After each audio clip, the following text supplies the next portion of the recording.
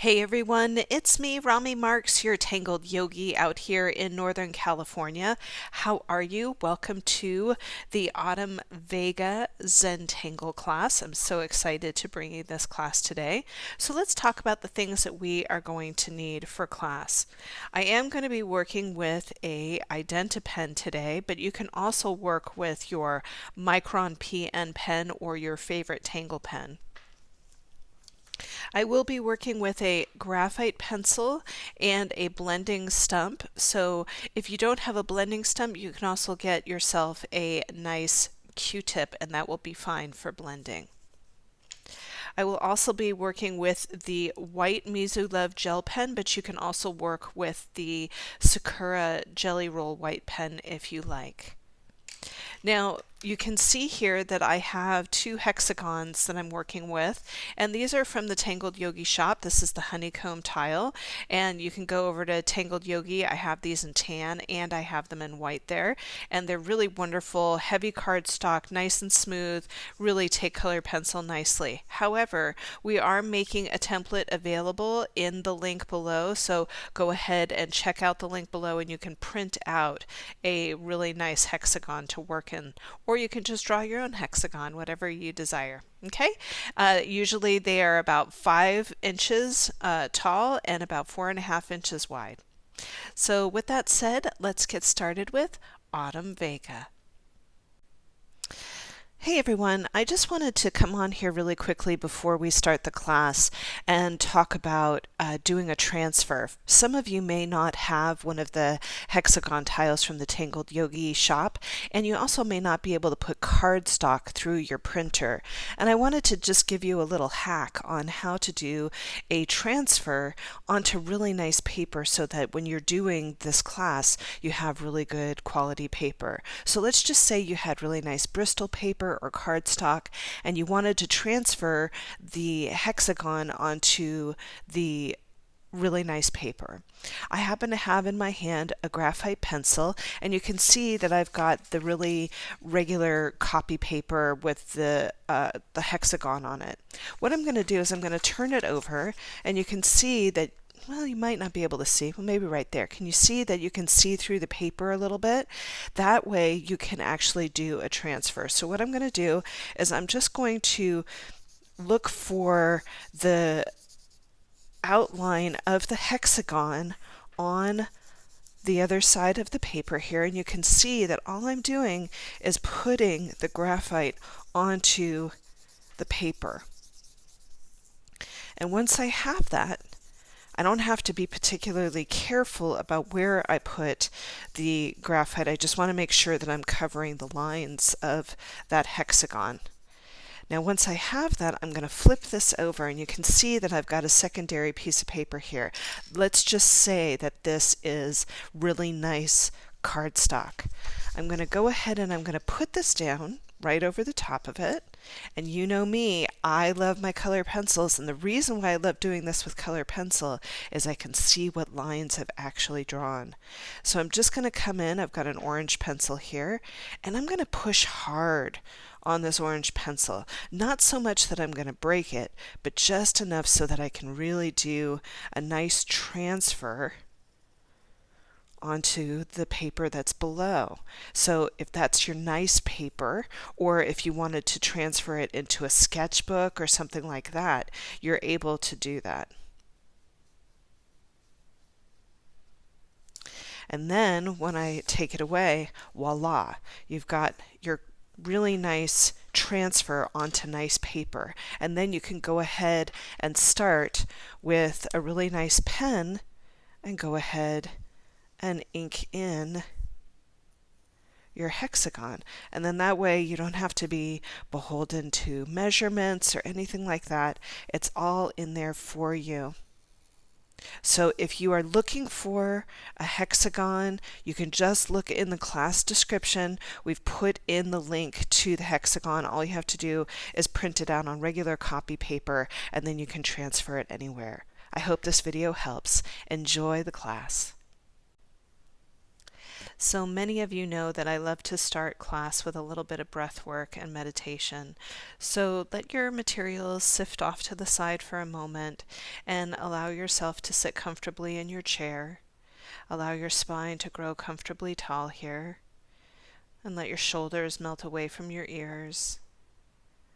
And if you're okay with it, you can allow your eyes to close, and if not, you can just take a soft gaze. And taking a moment to notice the sounds around you. Could be a wind chime outside or a bird chirping. It could be somebody in the other room. Just acknowledging the sounds around you. And then turning your attention to the sound of your own breath as you inhale and as you exhale.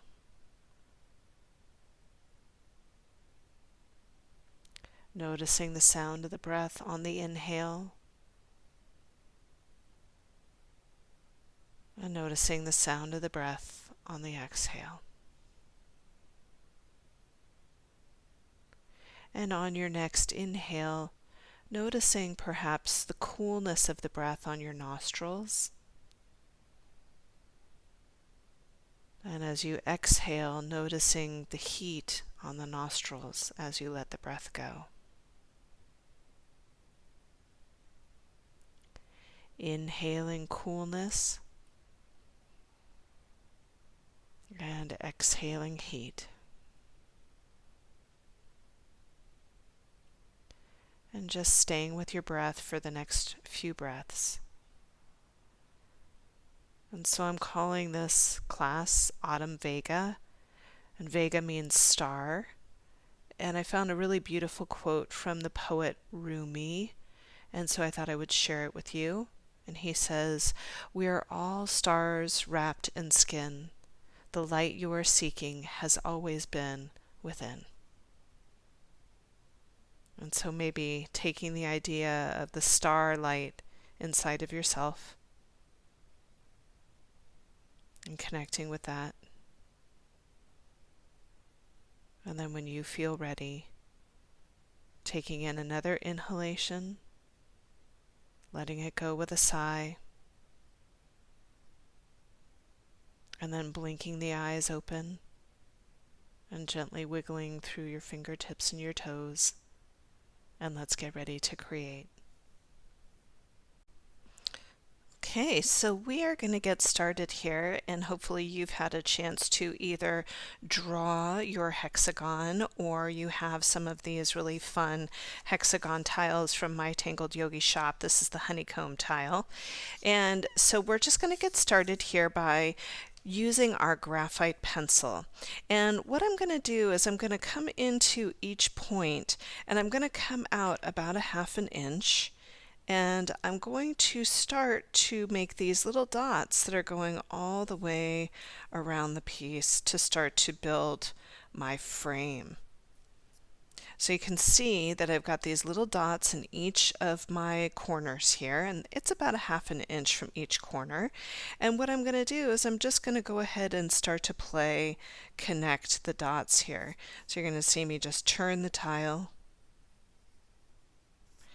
and play. And you can see that I'm really taking my time with it.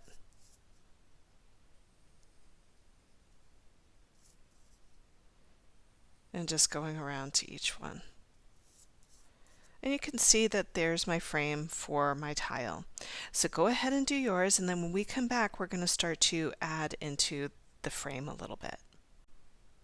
Now, once I've had a chance to go all the way around and make the frame, what I'm going to do is I'm going to make something that looks kind of like a backwards C, and I'm just going to go ahead and make a little curve that's going to touch down into each corner.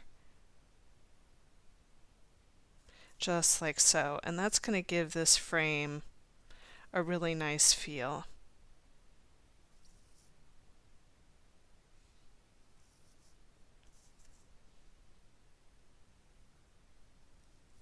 So you can see that that really gives us kind of a unique, almost almost like a wood feel to the frame. So go ahead and do yours, and then when we come back, we're going to start to work with our pens. Okay, so I'm going to start to build the frame here, and I happen to have in my hand the IdentiPen. Now, if you don't have an IdentiPen, you can always just thicken up your lines just by drawing a double line, and I'll talk about that in a minute. But you could use any of your favorite thicker nibbed pens. If you have a Sharpie, you could use a Sharpie, whatever you like. So I'm going to show you two ways to do this, and just trying to get my monitor here to not go in and out of focus. So if I was to do this just with the IdentiPen, I would come in down at the bottom and just start with my marks and turn and do all of those little backwards C's first. And the reason for that is that you want your brain to get into the groove of it. Now I'm just going to do one side with the IdentiPen and one side with my Micron pen. So you can see that I'm starting to connect these, and it gives it a really nice feel. Okay, so there's half of the piece with the IdentiPen. Now, if you're working with the Micron pen, which is one of my favorite pens and I work with it all the time, you can do it with the pen. It just might take you a minute, or you might want to have a more thin version of the frame.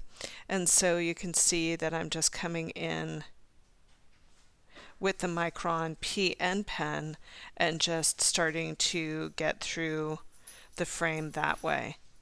So take your time, decide which side you like more, and if you wanted to make the lines a little bit thicker with your pen, say you didn't have a thicker nibbed pen, all I'm doing is just coming in and adding the double line, and then I'm filling it in with the Micron pen, and that will give you the same kind of feel as the IdentiPen. Okay, so take your time with this and play with it, and I'll see you in a minute. Okay, so you can see that I've got the frame all set and ready to go, and now we're going to start to talk about the tangles that we're going to be using for class today. So I'm going to start with a tangle that a lot of tanglers learn very early on. This is called Fangle. And Fangle is one of those wonderful tangles that looks like a star, and you can make it as wiggly or not as wiggly as you want. So what I'm going to do is I'm going to start by doing a little bit of a dot in the center here, and let's go ahead and zoom in on this here. And all Fangle is an S pattern. So you're going to see me do a little S pattern here, and then I'm going to turn my tile and do an S pattern here. I'm going to continue to turn, and I'm going to do 5 of them.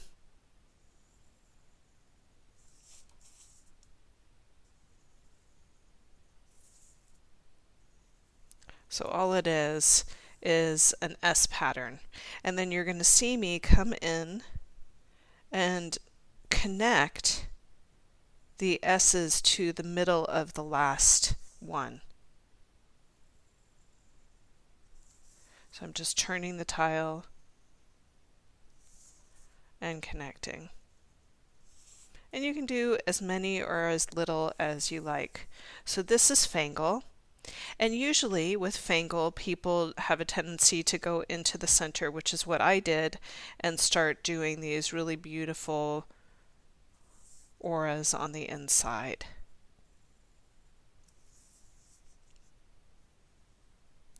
Now, once you have Fangle down, I want to introduce you to another tangle, and it is called Physops. And so this tangle that we're doing today is a combination of the two. But if you want to pause me here and practice Fangle, you can. Physops is the next tangle, and you can do Physops kind of in a half moon kind of way, or you can do it all the way. I'm just going to do it for you in a half moon kind of way here. So you're going to see me come in, and I'm just going to make this little backwards C or a regular C, and you want to connect them to the center here. And then I'll do the same thing over on this side as well. Now the way that 5-SOPs works is you're dropping down from the front and connecting into the last one. And then you do another arc, and that creates this really beautiful tangle here called 5-SOPs, which is really fun. Now I'm going to come back to Fangle, and what I'm going to do is I'm going to bring 5-SOPs into Fangle, and that looks like this. So all I'm going to do is drop down, drop down, drop down, and bring it in. And that is how these two end up working together quite well. So let's go ahead and bring Fangle and 5-SOPs into our piece here. So I'm going to come back to our piece, and you're going to see me come right into the center here. And I'm using my graphite pencil because this is really technically a string and a tangle at the same time. So I'm going to go ahead and I'm going to do a very lazy S, and I'm going to connect. I'll go to the next one, and you can see that I just did a I'm turning counterclockwise here. And I'm just turning and going into the next corner. You can see why I love working with the hexagons, because they're so fun.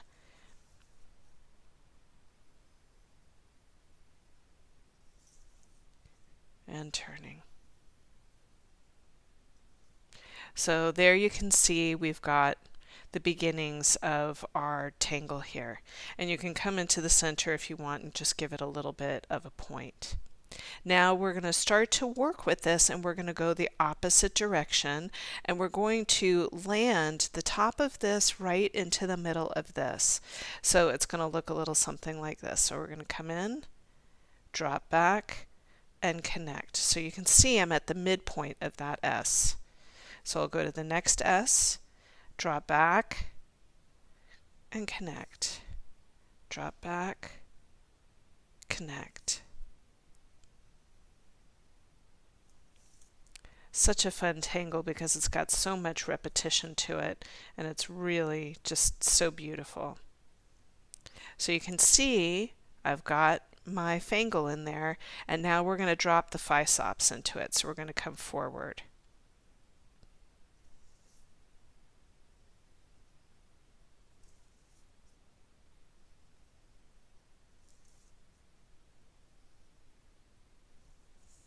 You can see I'm just taking my time. I'm not rushing. It just has a really nice flow to it. And isn't that so beautiful? So let's go ahead and grab our pens. Now I am going to reach for that IdentiPen that I had earlier, but you can use the Micron PN for this. And I'm just going to start to ink it in the way that we started. And this is kind of a really nice way to relearn the tangle over and over again. So let's start with Fangle again. So it's that very gentle S curve. And I'm just going from my corners to the center. Taking my time.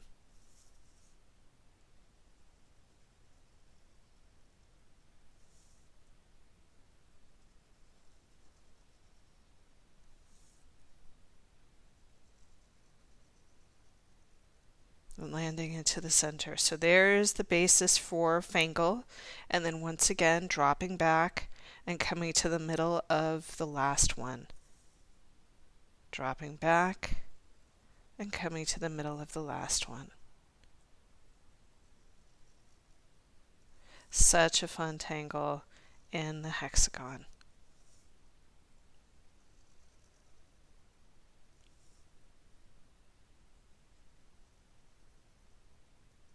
So there you can see I've got Fangle. Now let's drop 5-SOPs into it. So we're coming in, and we're going to go counterclockwise here.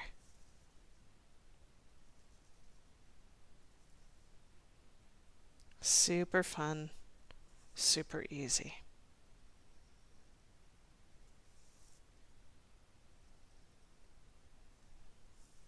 So there you can see we've got that in there.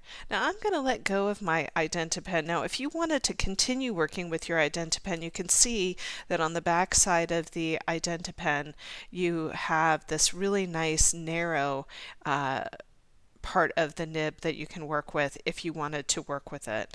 I'm going to go back to working with the Micron PN pen because it's my favorite. So go ahead and finish up yours. I'm going to finish up mine and we're going to start to talk about the tangle that we're going to do on the inside. So the tangle that we're going to be working with on the inside is called zonked, and it's one of my favorite tangles, and many of you have probably taken a lot of videos with me where I use this as a filler. It's a great tangle to use when you have a space that you just want to make a really nice impact in. And zonked is generally a triangle shape that has 3 or 4 auras on the inside of it, or echo lines on the inside. And then what I'm going to do is I'm just going to make a little bit of an arc and pull that in to the space. And something so simple can make such a beautiful design. Now I'm going to come back to our piece here, and we're going to start by doing an aura inside of our petals. So zonked isn't necessarily going to be a triangle, it's actually going to be the shape of our petal here. So I'm going to come up towards the top, and I'm going to do a really nice aura on the inside, and I'm working with my Micron PN pen, so I've switched out. I'll come back in here and I'll do another one. You can see that I'm really taking my time with it. And here comes another one. So you can see that these are really nice auras of the actual petal.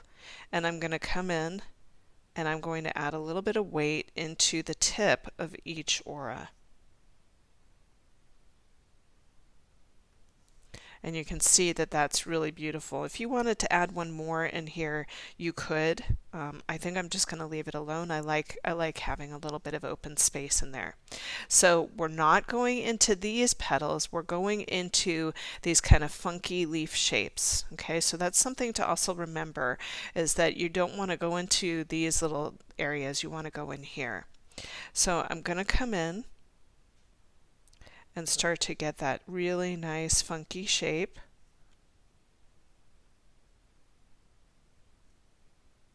Here comes another one.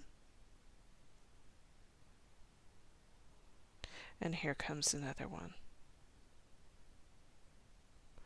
Coming up into the top, pool your ink.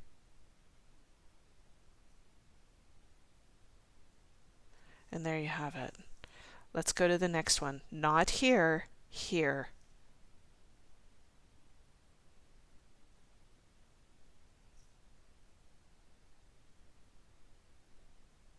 Take your time. Like I say with all my students, check in if you're holding your breath and try to meet the challenge with your open heart. Zentangle is a great place to play with meeting challenges in a gentle way. Coming in right here.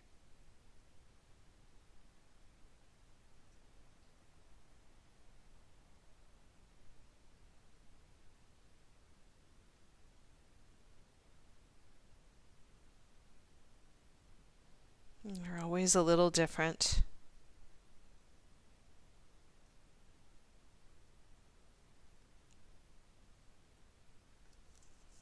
And carrying on.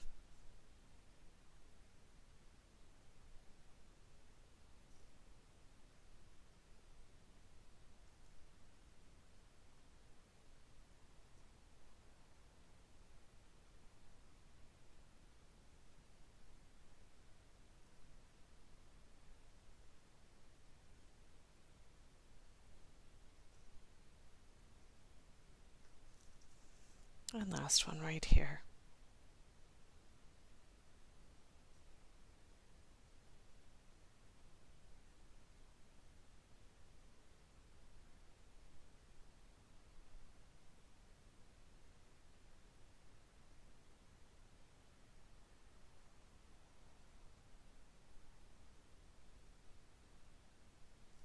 Isn't that so lovely? It's got such a beautiful graphic feel to it. I just love that. So go ahead and finish up yours. And then when we come back, we're going to start to work inside of our outside area of our frame. Okay, so what I'm going to do is I'm actually going to build a little piece of the border here. You can see I'm working in my graphite pencil, and we're going to be working with the tangle of flux, but we're going to be building it so that it is connected to a stem. So all I'm going to do is I'm going to come up to the top here, and I'm just going to make like a candy cane shape and let it carry down, and then I'll come in and I'll do a little aura right down the candy cane shape. Now to do flux connected, what I like to do is I just start from the bottom and I start to build this little teardrop shape. And so flux as a teardrop shape just looks like an upside down teardrop. And so all I'm doing is I'm just coming up and building off of the last one and coming back in. So I come up, build off the last one, and jump right back in. Come up, build, and connect. You can see that I'm coming in and connecting. Let me make sure that my monitor isn't blurring out as I do that. So I come up, over, and connect. Come up, over, and connect. One more, and there you have it. So really nice and soft, and we'll go to the other side and do the same. So I'm jumping up, over, connecting. It's almost like you're building a heart, if that kind of trains your brain for it.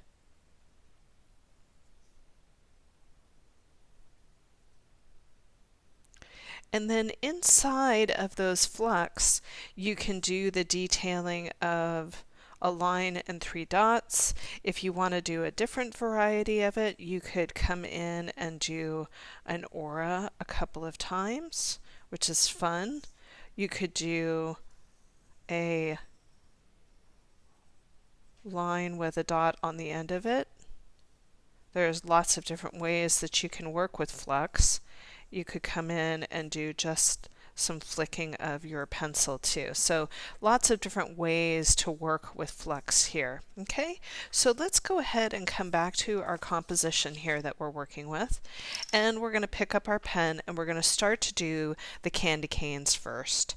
And that way for me, I always like to get those established and then I start to go and work with the other piece. So I'm just going to come in towards the top, and I'm working with my Micron PN again, and I'm just coming down and connecting, and then I'll go ahead and I'll do a very gentle aura, and then I'll go to the next. So for me, it's just about focus and also about repetition. So I like to do all of the long lines first and then come back in and do the curved lines second. I find that I just get into the groove of it. You can see that I'm being very careful with my lines. I'm taking my time. And I'm trying to land them right down the middle. And each one will be slightly different because we're human beings, not machines. And so this will have a really nice handmade feel to it. Now these would make excellent cards for holiday cards. They would make great ornaments too. If you wanted to make ornaments for somebody's tree, you could do a bunch of hexagons and do them all different colors, and this would be such a treat for the holiday season. So you can see that I've had a chance to go all the way around. Now if you want to pause me here, you can, but I'm just going to go ahead and start with the flux. So you can see that I'm going to come to the corner and start to build that teardrop shape. So I'm just coming up, over, and then connecting back in. Up, over, and connect.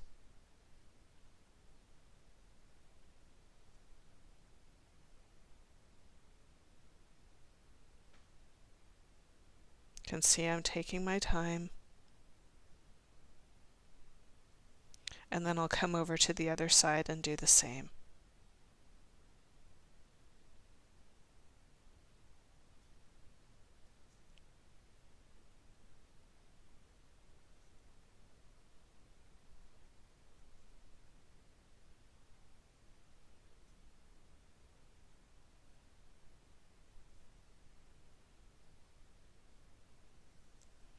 So there you have it. I'm going to go around and I'll do a couple of these with you for the sake of the video, just to keep it a little bit shorter. I'm not going to do all of them on the video.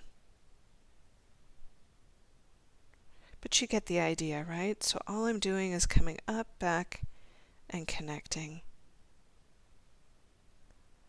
And you do start to get into the groove of it, right? It makes sense to just do these curved lines together. Your body starts to just flow with it.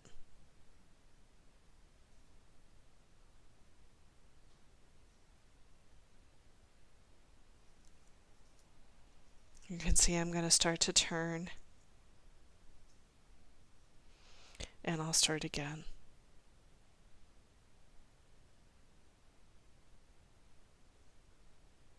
Now you could probably do several different kinds of Zentangles in this template.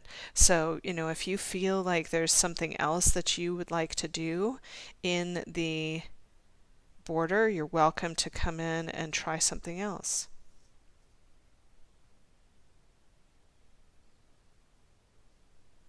I'm not one of those teachers that likes to tell people what to do. I like to inspire you to try anything that speaks to you.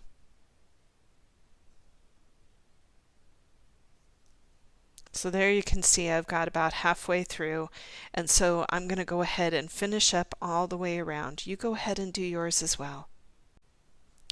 So I think for this one I'm going to play a little bit, and I'm going to come into the border here, and I'm going to do some aura-ing inside of my my flex here. So you're going to see me come in and I'm going to do a singular aura, and then I'll do one aura that I kind of fill into the center.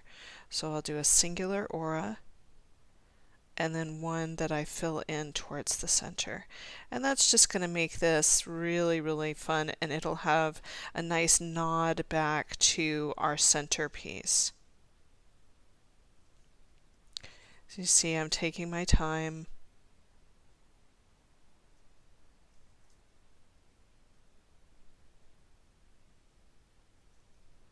Now this one I have to be a little bit careful of because I've got a lot going on there. And there you can see I just kind of worked around it. Same thing on the other side.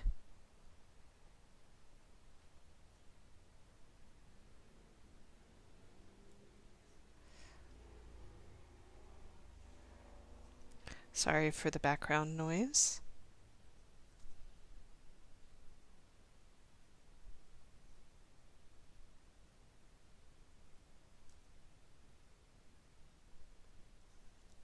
And there you can see that that's going to have a really beautiful embellished outline there. Really, really beautiful. So I'm going to go ahead and do all of mine. You go ahead and do yours.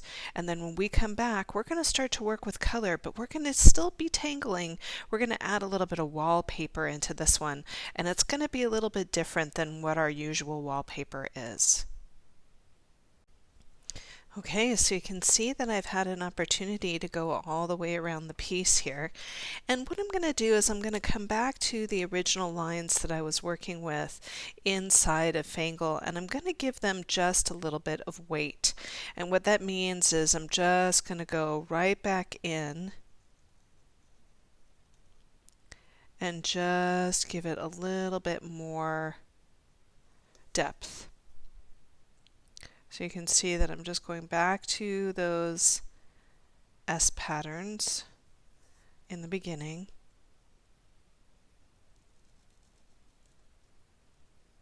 And just adding a little bit more depth.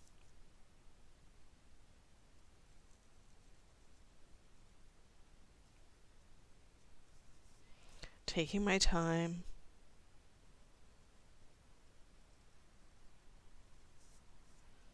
I'm just moving through.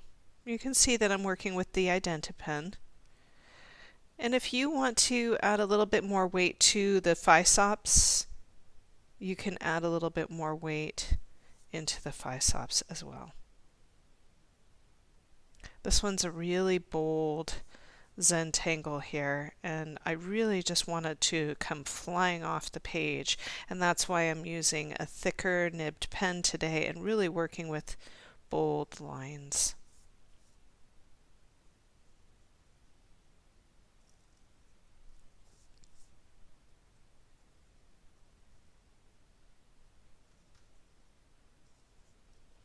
Super fun.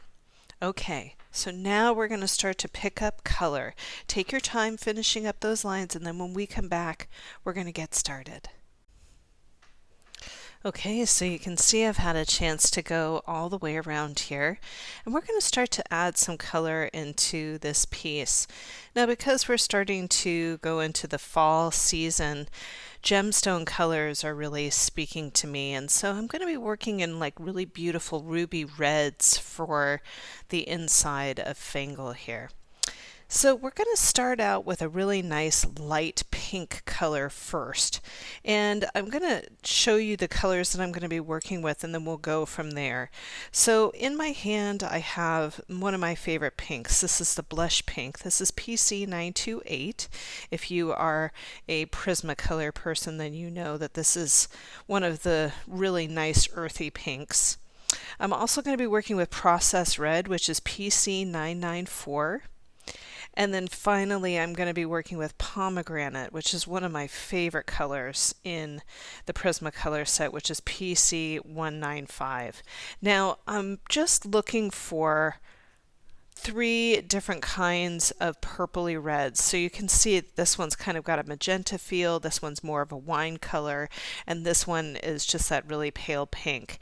So if you don't have the same colors as me, don't worry about it. What we're really looking for is a light pink, a magenta color, and a wine color.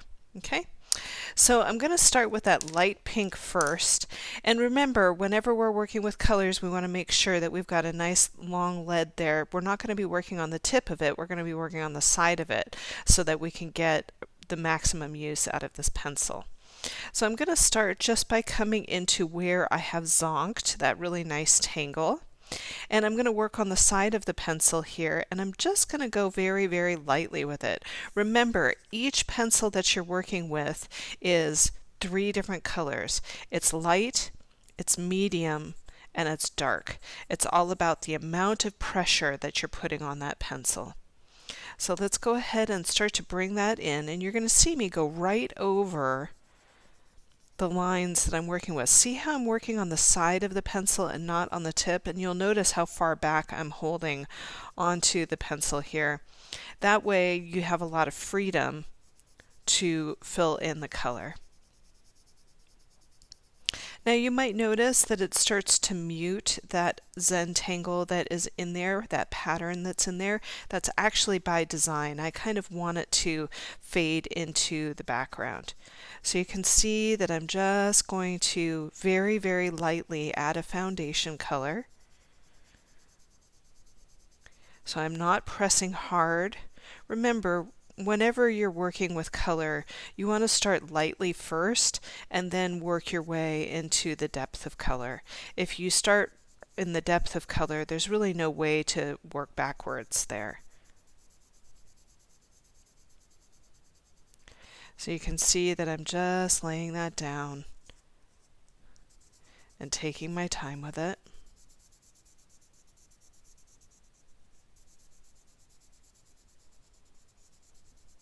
And it's probably showing pretty fairly pale on your monitor. So you can see that I'm just going around, and I'm not overthinking it. I'm just jumping in and then jumping out.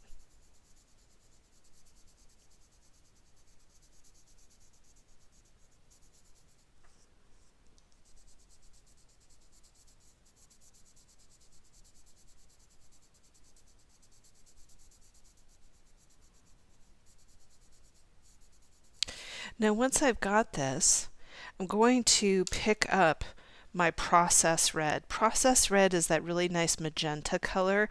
It's kind of got a little bit of more pinkness to it. And I'm going to start to come into this petal here, and you can still see that I'm working on the side of it. And I'm going to go about 3/4 of the way up that petal. And you can still see that I'm working with little circles here, just trying to get a really nice softness.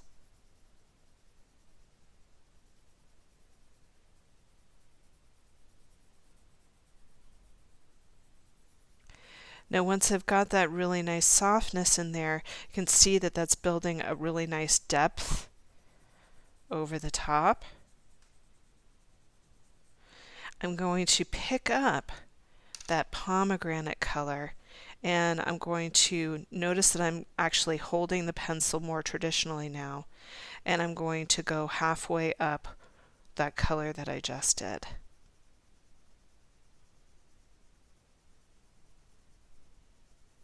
And this is going to give this a really beautiful, rich feeling.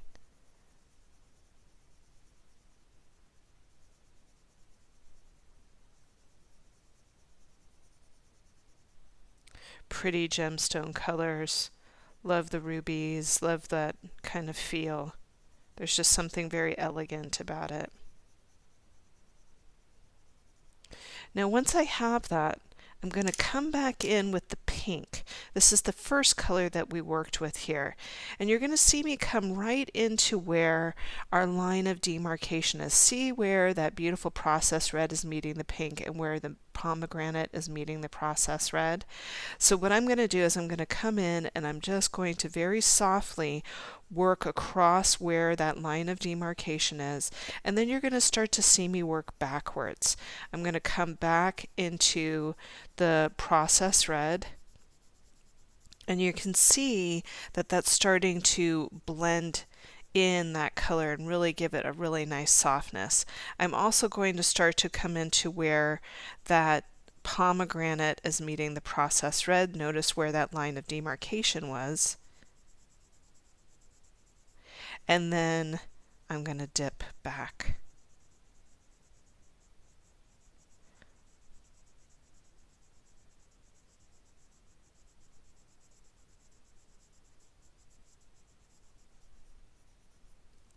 And you can see that that really brings an intensity to it. Now I'm going to pick up a little bit of that process red. That was the second color, and I'm going to bring it right into the area right along the line here. And I'm giving it a little bit of a push. I'm looking for a little bit of electricity.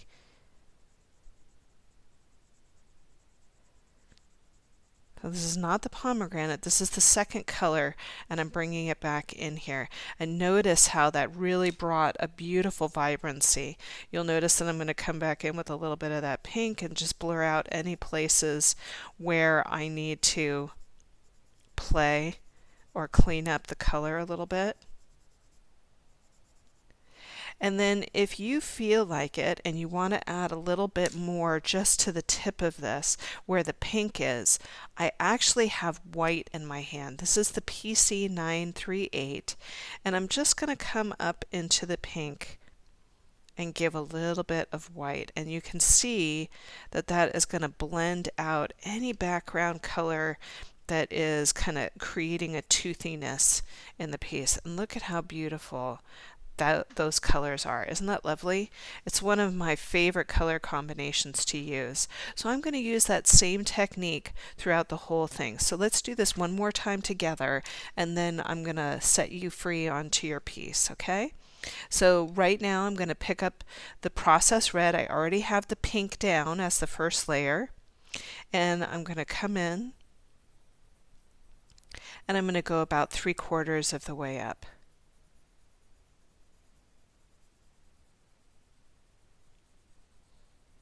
So this is that magenta looking color. Going very lightly with it, just a nice light dusting. I love to layer color.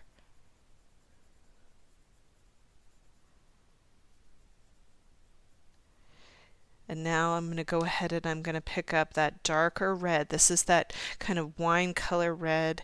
This is the pomegranate. And I'm going to dust that in about halfway through the process red.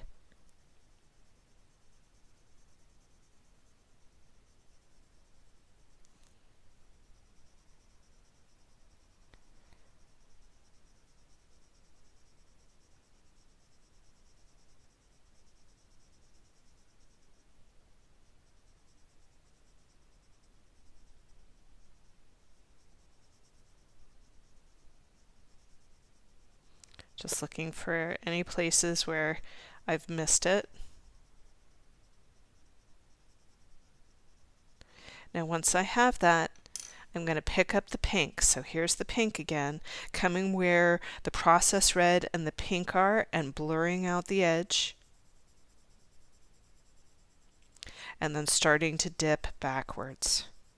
So you can see that I'm starting to work back and blend everything in. Get this really nice feeling. And then once again starting to dive down into the pomegranate where the pomegranate is meeting the process red and blurring that out. And then working back and down. Once you've got that all blended in really nicely,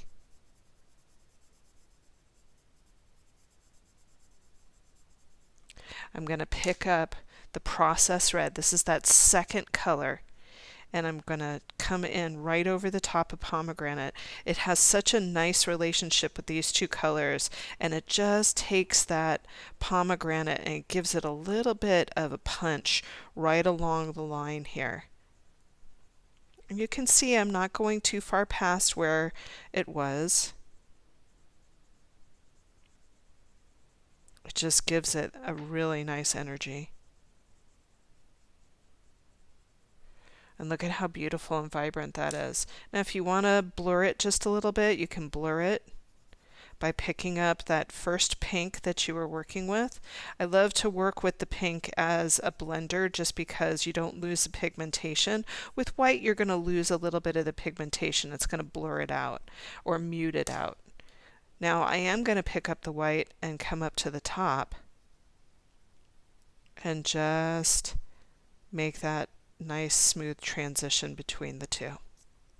And don't you think that looks beautiful? I hope you're enjoying this. So I'm going to go ahead and do the same thing all the way around. Go ahead and play, enjoy, and if you don't want to use the same colors as me, you can still use the same technique just by using 3 different colors. So you use a light, a medium, and a dark, and a blue, and a purple, and an orange, or a yellow, whatever's speaking to you. All right, have fun with that.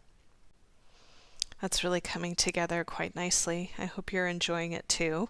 We're going to take these colors that are on the inside and start to bring them onto the outside. We're going to do what we call carrying color.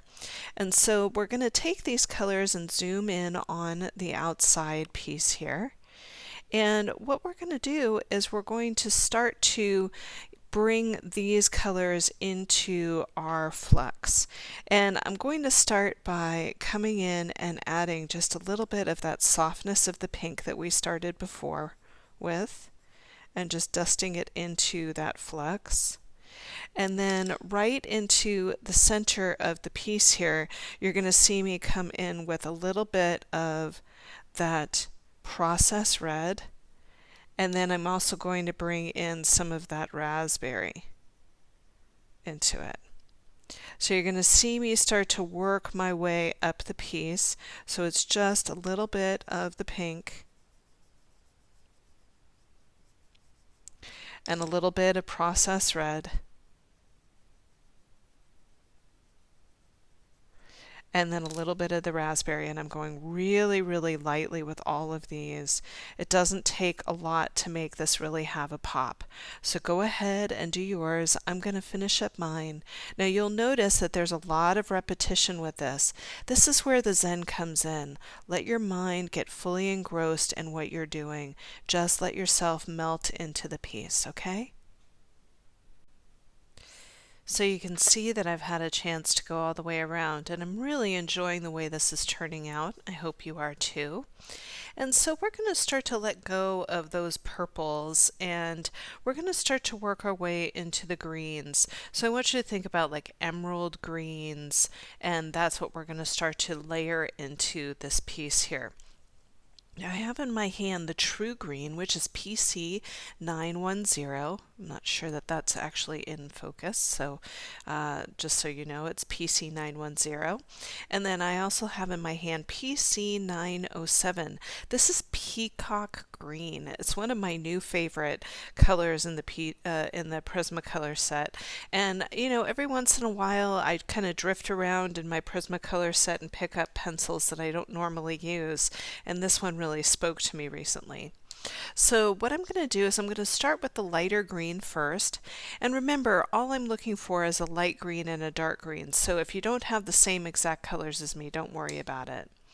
So what I'm going to do is I'm going to start by coming in with that lighter green first, and I'm going to just start to work right into the tip of where that petal is, where the Physops tangle begins. And you can see that I'm just starting to layer it through very, very softly here. Working on the side of the pencil here and getting that soft layer of green in there. Now I'm going to come in with that very, very gentle darker green in here, and I'm going to go very gently with it. I don't want to push too hard, because what I'm trying to do is I'm trying to give the illusion of a shadow.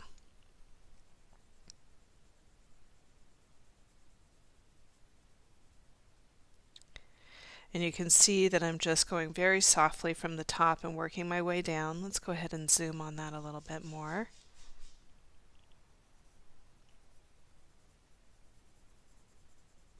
And then I'm going to come in from the top and give it a little push.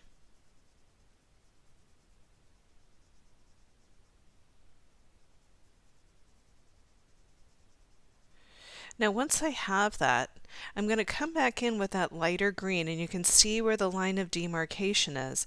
I'm going to come in and start to softly dust that in with a little bit of the green. And you can see that I'm starting to pull back into that medium green. And then I'll go and I'll drag in some of that heavier green.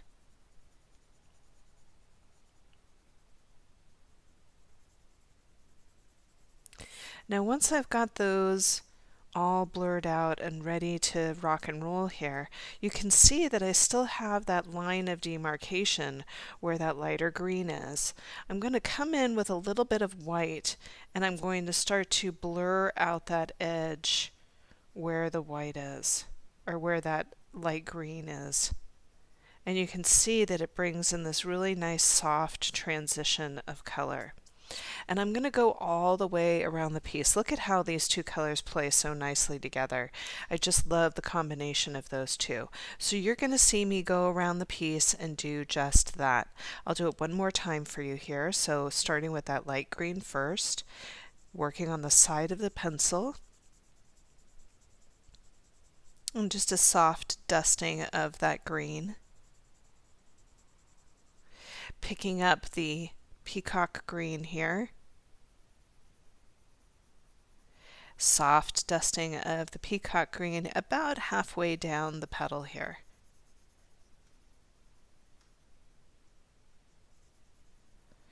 And then coming up top and dusting down.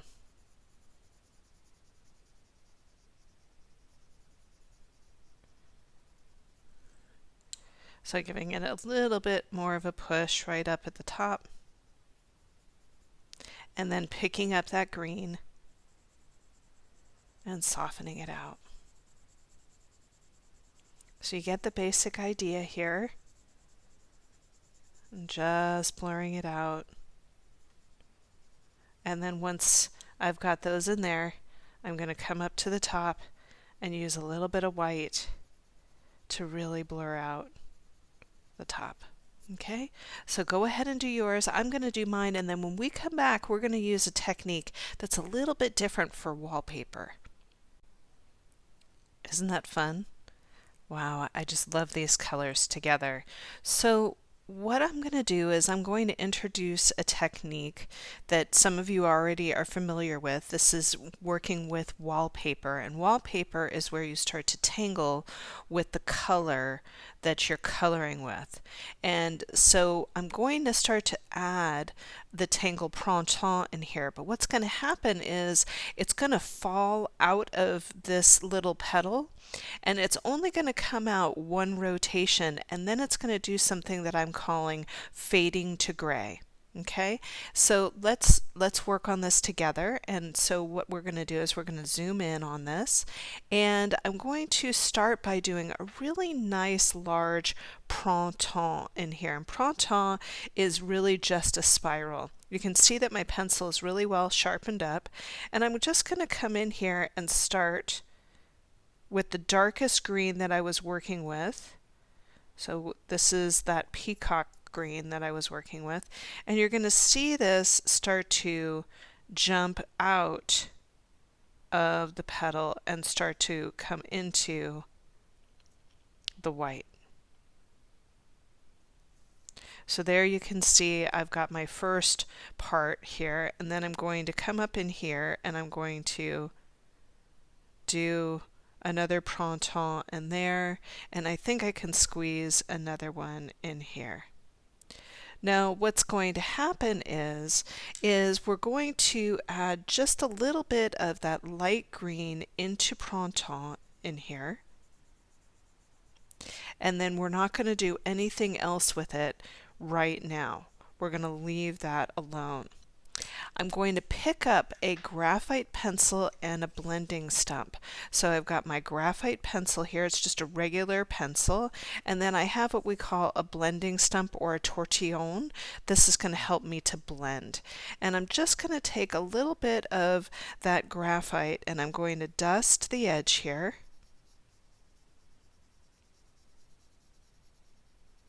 with a little bit of that graphite. And then I'm going to come in and use a blending stump. Now if you don't have a blending stump, you can also use a Q-tip for this. And what I'm doing is I'm just turning that graphite into a beautiful fog color that's just going in around that beautiful green. I'm going to come back to the edge where the frame is, and I'm going to dust it again, just with a little bit of heavier pressure. And then I'm going to come back in with that tortillon and give it a little shadow.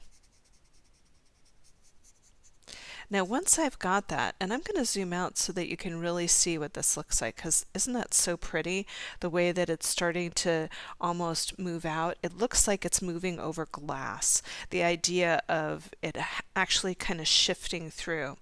Now I'll come back in with a little bit of that graphite, and I'm going to go ever so lightly on the tip of that graphite and do another beautiful spiral right next to it.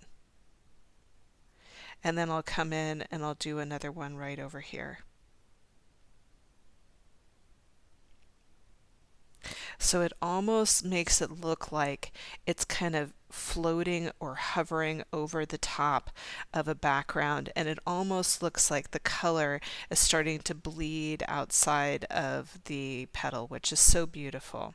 So let's do that again together so that you get the idea of it. So I'm going to start with the darkest color green first, and I'm going to do a really nice printemps here.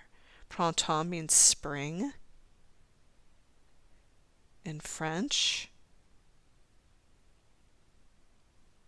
And I'm just coming out and bringing that spiral out just a little bit. Okay, now once I've got that, I'm going to pick up the lighter green and I'm just going to dust it in. So now it looks like it's kind of bled out of the piece. Picking up the graphite, coming in, adding a light dusting of graphite right on the edge here.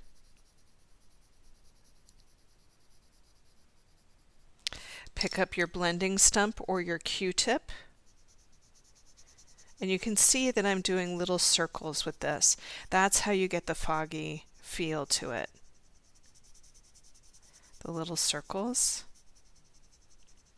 Coming back in with a little bit of that graphite and giving it a dusting. Now I'm going to give it a little bit more than a dusting. I'm going to start to push a little bit harder to get that really nice shadow going. Remember, you got to leave space for the light too, though. A little bit of a dusting. And then I'm going to go ahead and start to bring more of the metal type feel of this in. So just a couple of spirals right next to that. And look at how cool that looks. So notice this side versus this side. The side feels really flat. This has a really neat dimension to it, and it also has the idea of that color kind of seeping out or bleeding out, which is really pretty. Okay, so you go ahead and do yours, and I'm going to finish up mine. Have fun with this technique. It's really neat to use these two colors next to each other. So you can see that there's a lot of added dimension just by using the gray with the greens, and I just love the way that it looks with each other. Now I'm going to start to take those greens and start to carry them outward, and what this is going to look like is I'm going to start by coming into this area right over in here. So let's go ahead and zoom in on that, and what I'm going to do is I'm going to start to bring in that lighter green first, and you want to make sure that your hand is not over where the graphite is because it has a tendency to smear and smudge, and so you want to just be mindful of that as you go.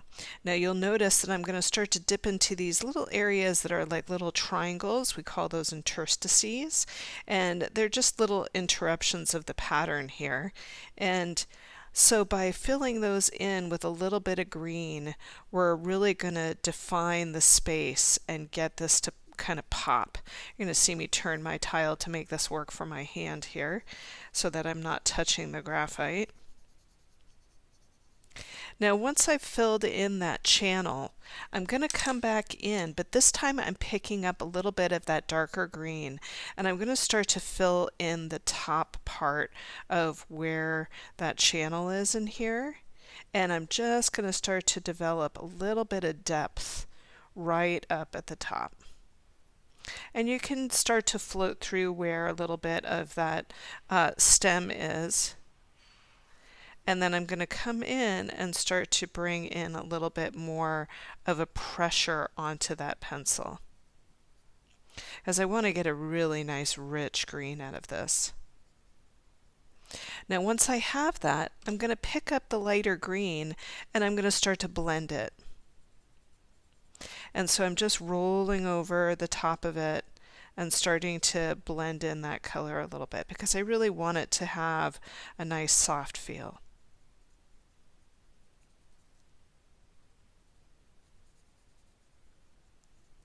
So that when I zoom out, it's really nice and deep at the top, and at the bottom it's really luminous. And so what this is going to do is it's going to bring a little bit of the inside to the outside and give it a cohesive feel. So I'm going to do that in each of these little channels that I have going around. You go ahead and do yours as well. So you can see that bringing that little block of green into this really does take the outside and draw it in towards the inside. It gives a really nice relationship to the two. I'm going to add a little bit of a white highlight into this piece, and many of you know that I'm really partial to the Mizu Love pen, and this one has pretty much been worn out, but I do love it. You can get these on Amazon, and these are the Mizu Love gel pens. Let me see if I can get that to go. It's MISULOVE, and I just think they're great pens. So what I'm going to do is I'm going to come in and I'm going to go right where the green is and just add right up in the darkest part of the green a little bit of light that shimmers in there.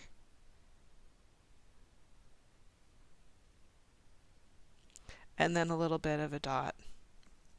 And you can see that that brings a dimension that it doesn't have in the other spaces. So all I'm doing is just coming in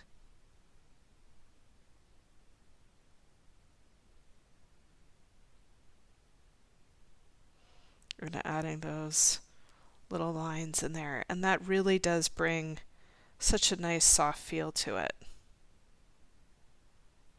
Now these are a little cantankerous to go over color pencils with. You want to go as light as you can, and then if you ever find that they get mucked up, you just touch your finger with it and your finger will get them started. But remember, it's really about going very, very lightly with these pens. The lighter you go, the more the ink will flow. And so you can see that I'm just kind of hovering over and letting the ink kind of grab the page as I go.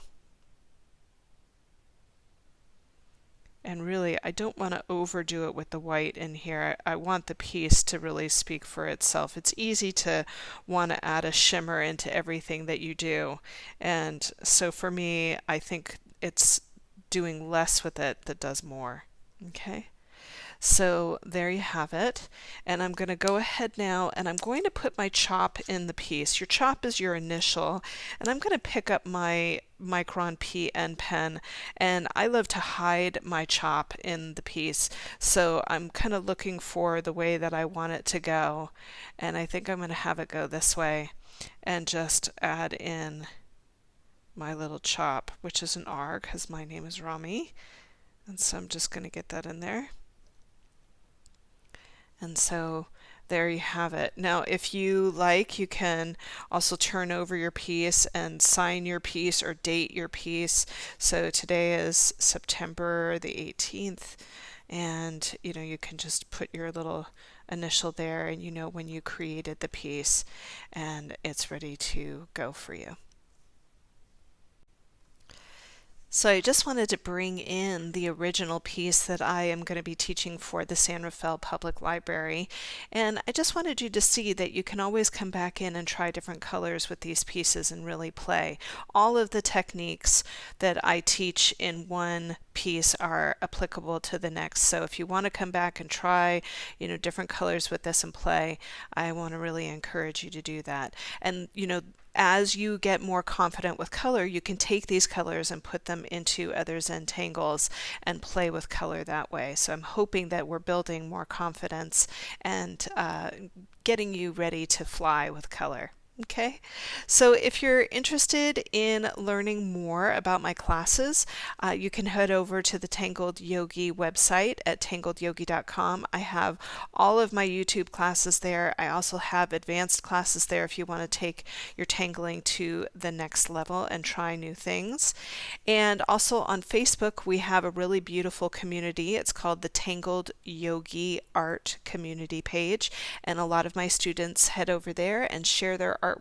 We have a really supportive community, and you never know how you might inspire somebody to try something new. Okay, so thanks for being here today. I am so looking forward to seeing your creations. Drop me a line. I would love to see what you make. That's it for me. I'm Rami Marks, your Tangled Yogi. Bye for now.